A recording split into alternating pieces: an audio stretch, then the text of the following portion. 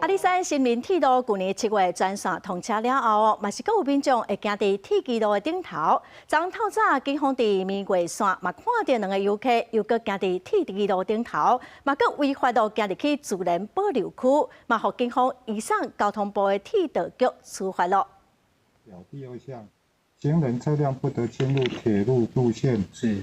桥梁、隧道内及站区。警方看到违法行铁轨路的民众。严面甲人砸落来处地，30载时，阿里山林田自会同当地派出所进行驱大处地，伫明华线1.85公里的所在，发现2名游客违规行铁轨路，入去义和兰的自然保留区。在明月线1.85公里处发现2名违法游客，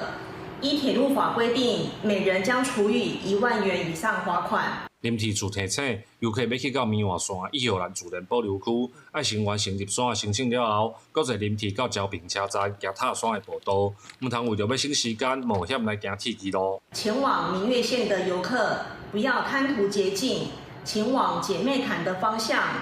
行走塔山步道前往明月。林皮处表示，自去年12月到今，已经配合当地警方联合处理22届，计共有18人违规受罚，罚金为1万块以上到5万块以下。呼吁民众爱配合规定，维护自身甲火车的行车安全。记者林慧婷，家己报道。